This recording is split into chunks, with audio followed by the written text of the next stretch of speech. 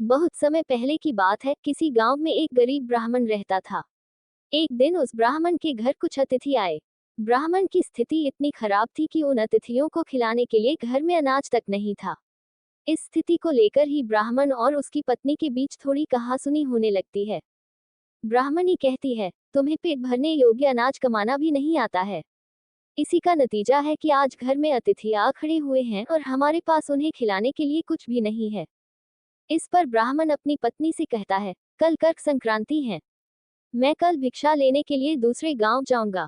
वहां एक ब्राह्मण ने मुझे आमंत्रित किया है। वह सूर्य देव की तृप्ति के लिए कुछ दान देना चाहता है। तब तक जो कुछ भी घर में है, उसे आदर सत्कार के साथ अतिथियों के सामने रखो। ब्राह्मण की यह बात सुनकर ब्राह्मणी कहती है, तेरी पत्नी होकर मैंने कभी सुख नहीं भोगा है। न कभी खाने को मेवा मिष्ठान मिला, न ही धन के वस्त्र और आभूषण। आज तू कह रहा है कि जो भी घर में पड़ा हो, वो अतिथियों के समक्ष रख दो। जब कुछ है ही नहीं, तो मैं उनके सामने क्या रख दूं? पड़े हैं तो बस एक मुट्ठी तिल, तो क्या अतिथियों के सामने सूखे तिल रखना अच्छा लगेगा? पत्नी की यह बात सुनकर ब्राह्मण कहता है, ब्राह्मणी, तुम्हें ऐसा बिल्कुल भी नहीं कहना चाहिए। कारण यह है कि इच्छा के अनुसार किसी भी मनुष्य को धन की प्राप्ति नहीं होती है। जरूरी है तो पेट भरना, और पेट भरने योग्य अनाज तो मैं ले ही आता हूँ। अधिक धन की चाहत अच्छी नहीं। ऐसी इच्छा का तुम्हें त्याग कर देना चाहिए। अधिक धन की इच्छा के चक्कर में मनुष्य के माथे पर शिखा बन जाती है। माथे पर शिखा वाली बात सुन ब्राह्मणी बड़े ही आश्चर्य से ब्राह्मण से पूछती है, अधिक धन की इच्छा में माथे पर शिखा हो जाती है? मैं कुछ समझी नहीं, जो भी कहना है खुलकर कहिए। ब्राह्मणी के इस सवाल का जवाब देने के लिए ब्राह्मण अपनी पत्नी को शिकारी और गीदड़ की एक कहानी सुनाता है। ब्राह्मण कथा की शुरुआत करता है।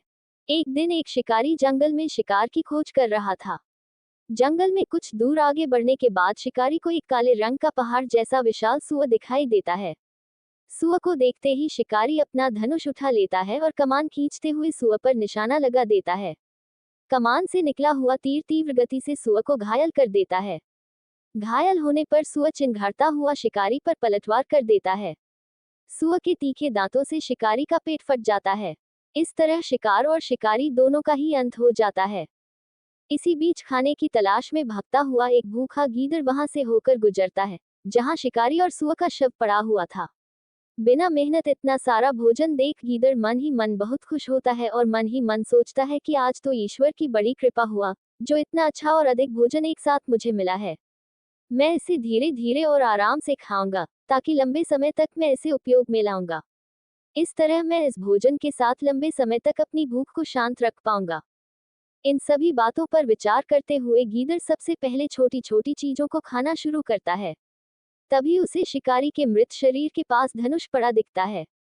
गीदड़ के मन में पहले उसे ही खाने का विचार आता है और वह धनुष पर चढ़ी डोर को चबाने लगता है। गीदड़ के चबाने से धनुष पर चढ़ी डोर टूट जाती है और डोर के टूटने से धनुष का एक सिरा वेग के साथ गीदड़ के माथे को भेदता हुआ ऊपर निकल आता है।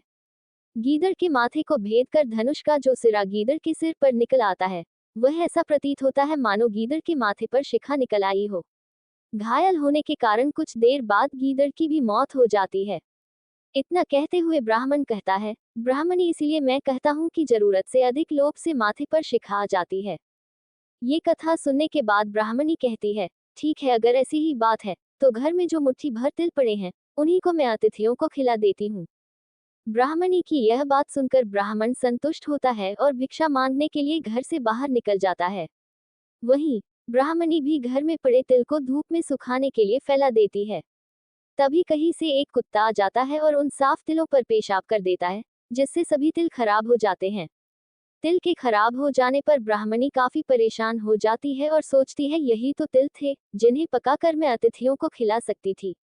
अब मैं क्या करूं? काफी देर सोचने के बाद ब्राह्मणी को एक तरीका सूझा। उसने सोचा कि अगर वह गंदे तिलों के बदले साफ तिल देने की बात कहेगी, तो कोई भी आसानी से मान जाएगा। साथ ही किसी को भी इन तिलों के खराब होने की बात पता नहीं चलेगी।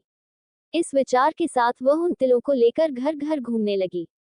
ब्राह्मणी की यह बात सुनकर एक महिला वह तिल लेने के लिए तैयार हो गई, लेकिन उस महिला का पुत्र अर्थशास्त्र पढ़ा हुआ था। उसने अपनी माँ से कहा कि इन तिलों में जरूर कोई न कोई खोट होगी, वरना कौन साफ सुथरे तिलों को गंदे तिलों के बदले देने के लिए तैयार होगा।